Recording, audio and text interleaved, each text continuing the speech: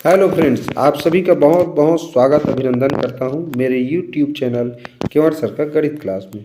बच्चों, आज आप लोगों के लिए क्षेत्रफल और परिमाप से संबंधित एक बेहतरीन प्रश्न लेकर के आया हूं। वीडियो को पूरा देखना, बहुत बेहतरीन प्रश्न है। इस तरह के प्रश्न अक्सर सभी प्रकार के प्रतियोगी परीक्षाओं में पूछे जाते हैं, चाहे पीएससी हो, एसएससी, रेलवे। ठीक है, तो ये प्रश्न आप लोगों का बहुत काम आने वाला है। अभी जवाहर नवोदय विद्यालय प्रवेश परीक्षा में तो काम आएगा ही। आगे चल के आप जितने भी बड़े बड़े कंपटीशन एग्जाम देंगे ना, सभी में इस तरह के प्रश्न अक्सर पूछे जाते हैं। तो चलिए बिना समय गंवाए आज का यह क्लास स्टार्ट करते हैं। और स्टार्ट करने से पूर्व एक रिक्वेस्ट, अगर मेरे चैनल में नए होंगे तो सब्सक्राइब जरूर कर लीजिए, ठीक है। और लास्ट में अगर वीडियो आप लोगों को अच्छा लगे तो लाइक करना मत भूलना, ठीक। तो चलिए आज का यह प्रश्न पढ़ते हैं। देखो बच्चों, लिखा है एक आयत का क्षेत्रफल एक वर्ग के क्षेत्रफल से 3 गुना है। आयत की लंबाई 40 सेंटीमीटर तथा उसकी चौड़ाई वर्ग की भुजा का 1.5 गुना है। वर्ग की प्रत्येक भुजा की लंबाई होगी।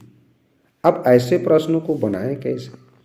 भाई, आयत की लंबाई तो दे दिया है, चौड़ाई पता ही नहीं है ना, तो हमें वर्ग की भुजा के बारे में पता है, क्योंकि वर्ग की भुजा तो पूछा गया है प्रश्न में।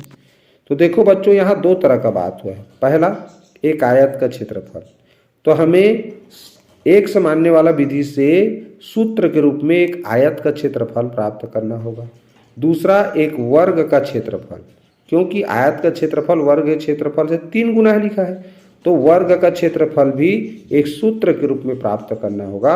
अब जब दोनों मिल जाएगा, आयत का क्षेत्रफल, वर्ग का क्षेत्रफल, फिर उन्हें हम इस शर्त के अनुसार लिखेंगे, फिर वहीं से हमें वर्ग की भुजा प्राप्त हो जाएगा। बस इतना सा बात आप लोगों को याद रखना है। तो चलिए कैसे ज्ञात करेंगे, देखो। माना कि वर्ग की प्रत्येक भुजा 1 सेंटीमीटर है। चूंकि हमको वर्ग की भुजा पूछा गया है तो उसी को 1 समान लेना है, ठीक। भुजा पूछा गया है तो मान लो जो वर्ग है इस तरह, जिसकी चारों भुजा समान है, ऐसी आयत जिसकी चारों भुजा समान होती है, वर्ग कहलाती है। तो मान लो उस वर्ग की एक भुजा 1 सेंटीमीटर है, तब वर्ग का क्षेत्रफल बराबर क्या होता है जी? भुजा गुणित भुजा, हम जानते हैं।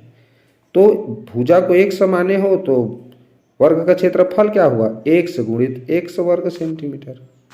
इस तरह हमें सूत्र के रूप में वर्ग का क्षेत्रफल मिल गया। क्या मिल गया? वर्ग का क्षेत्रफल बराबर हो गया 1 गुणित 1, या कह सकते हैं इसी को 1 का वर्ग। क्लियर? अब जानते हैं आयत की चौड़ाई। आयत की चौड़ाई देखो प्रश्न में लिखा है वर्ग की भुजा का 1.5 गुना है, तो आयत की चौड़ाई वर्ग की भुजा का 1.5 गुना है ना। तो वर्ग की भुजा को क्या माने हूँ? 1 ऊपर में माने है ना यदि, और 1.5 का माने होता है गुणा, तो गुणा का चिन्ह लिखेंगे। और 1.5 का मतलब होता है 1 पूरा और 1 आधा। इसे ही भिन्न की भाषा में बोलते हैं 1 सही 1/2। 1 सही 1/2 को शब्दों में कहा जाता है 1.5 बोलचाल की भाषा में। तो 1.5 गुना लिखा है माने 1 सही 1/2। 1 सही 1/2 को विषम भिन्न में बदलेंगे तो क्या होता है? 1 का 2 से गुणा करते हैं, 1 दूनी 2, और अंश को जोड़ते हैं तो 1 दूनी 2, 1 3, यानी 3/2 लिखते हैं, ठीक। इस मिश्र भिन्न को विषम भिन्न में बदलोगे तो हो जाता है 3/2। इस तरह हमने ये 1 से 1/2 को हल करके क्या लिख लिया? 3/2। तो 1 का गुणा होगा, 1 का गुणा होगा किससे? 3/2 से, तो क्या हो जाएगा? 1 का 3 से गुणा होगा तो 3x/2।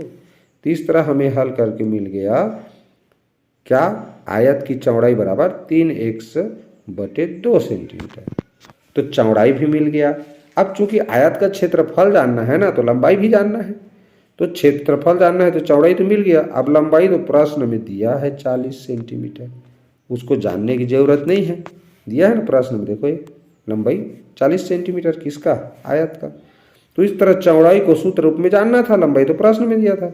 इस तरह आयत का क्षेत्रफल बराबर क्या होता है? लंबाई गुणित चौड़ाई। तो लंबाई प्रश्न में दिया है 40, और संकेत रूप में चौड़ाई निकाले हैं 3x/2, ठीक। तो दोनों का अगर गुणा करें तो देखो 2 1 कम और 2 20 सम, यानी तो 20 गुणित 3 यानी हो गया 20 तिया 60x। ये हो गया आयत का क्षेत्रफल।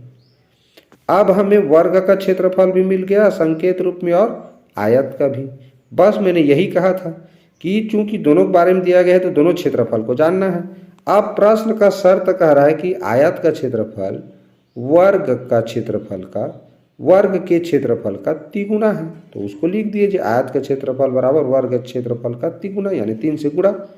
तो आयत का क्षेत्रफल कितना मिला देखो 60x, और वर्ग का क्षेत्रफल क्या माने थे देखो x गुणित x, तो बस उसके जगह में मान रख दिए।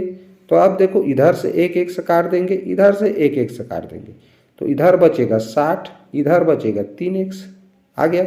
x का मान जानना है तो 3 को करेंगे पक्षांतर, तो x के साथ गुणा में इसलिए भाग होगा, तो 3 से इसको भाग करोगे 60 को तो क्या आएगा 20। तो इस तरह x बराबर क्या मिला 20 सेंटीमीटर। x को क्या माने थे भुजा माने थे देख लो। तो इस तरह यही तो प्रश्न में पूछा गया है। तो वर्ग की भुजा बराबर क्या मिला 20 सेंटीमीटर। यही इस प्रश्न का आंसर है। क्लियर।